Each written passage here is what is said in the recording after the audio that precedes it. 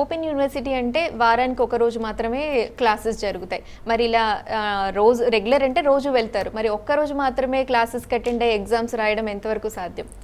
మీరు చాలా చక్కనటువంటి ప్రశ్న ఏంటంటే ఒక్క రోజులో చదువుకొని ఎట్లా.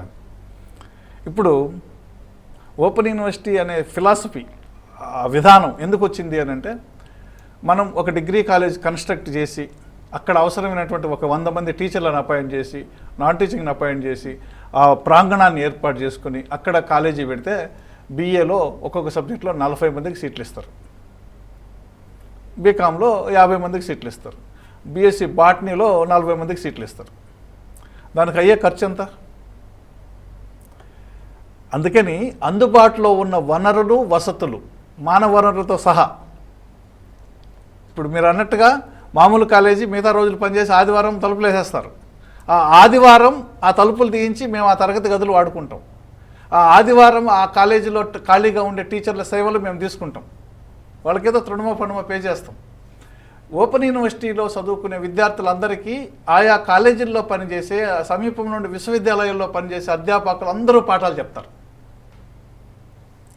ఒక్క రోజులో చదువుకోవడం ఎలా అని మీరు అన్నదికి, మా దగ్గర కోర్సు మెటీరియల్ ఎట్లా ఉంటుందంటే, టీచర్ పాఠం చెప్తూ ఉంటే ఎంత అర్థమవుతూ ఉంటుందో, ఆకలింపు చేసుకోవడం ఎంత సులువుగా ఉంటుందో, మేము ఇచ్చేటటువంటి కోర్సు మెటీరియల్ పుస్తకం చదువుతూ ఉంటే చాలా సరళంగా, చాలా స్పష్టంగా, చాలా సమగ్రంగా, అందరికీ అర్థమయ్యే సులువుగా అర్థమవుతూ ఉంటుంది. టీచర్ పాఠం చెప్తున్నట్టుగానే ఉంటుంది. అది సెల్ఫ్ లెర్నింగ్ మెటీరియల్. సో అది వాళ్ళు అవకాశం ఉన్నప్పుడు, ఎందుకంటే యాక్సెసిబిలిటీ, ఎక్కడికైనా పోయి క్లాసులు అటెండ్ కావచ్చు. సపోజ్ మా దగ్గర కరీంనగర్లో చేరాడు, ఆయన ఏదో శనివారం రోజు హైదరాబాద్కి అవసరం పడి వచ్చాడు, హైదరాబాద్లో ఉండే సెంటర్ క్లాస్కి వెళ్ళొచ్చు, లేదు ఆదిలాబాద్కి వెళ్ళారు, అక్కడ వెళ్ళి క్లాస్కి వెళ్ళొచ్చు. ఓకే, ఈ వెసులుబాటు ఒకటి ఉంటుంది. ఎప్పుడు తనకి వీలుంటే, ఎప్పుడు అవకాశం ఉంటే అప్పుడు పుస్తకం ముందేసుకొని చదువుకోవచ్చు. ఇది ఒకటి. రెండోది చాలా ముఖ్యమైనది, మేము ఒక యూట్యూబ్ ఛానల్ నడుపుతున్నాం.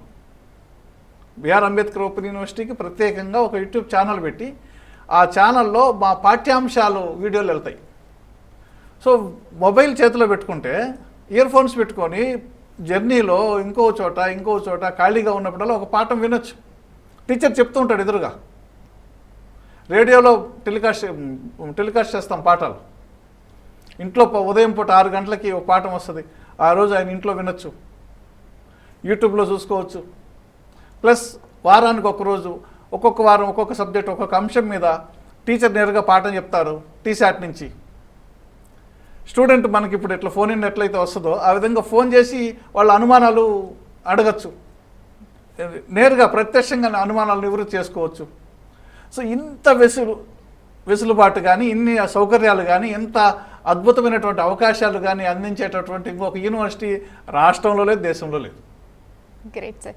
ఒక కాలర్ రెడీగా ఉన్నారు, మాట్లాడదాం. హలో అండి. హలో అండి, నమస్కారం. మీ పేరు? మేడం, నా పేరు రాజేందర్ నాయక్. ఓకే అండి, సార్ ఉన్నారు, మాట్లాడండి. నాయక్ గారు, మీ టీవీ వాల్యూమ్ తగ్గించండి, మ్యూట్లో పెట్టండి, అప్పుడు మాట్లాడండి. మేడం, నా పేరు రాజేందర్ నాయక్. మీ టీవీ వాల్యూమ్ మ్యూట్లో పెట్టి మాట్లాడండి, డిస్టర్బెన్స్ వస్తుంది. మేడం, పెట్టాను.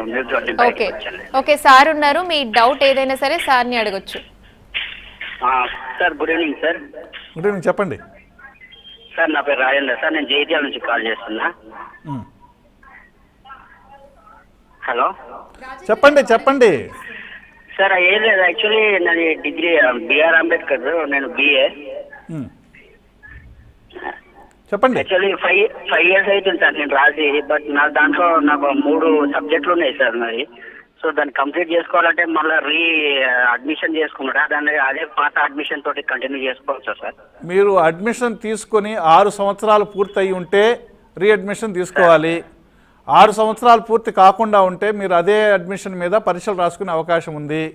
మీరు చెక్ చేసుకోవడం ఎట్లా, మీకు అనుమానం ఉంటే మీ అడ్మిషన్ నెంబర్ తీసుకుంటే స్టార్టింగ్ 3 అంకెల తర్వాత ఉండే 2 అంకెలు మీరు అడ్మిషన్ తీసుకున్న సంవత్సరం, దాన్ని పట్టుకొని 6 సంవత్సరాలు లెక్కేసుకోండి.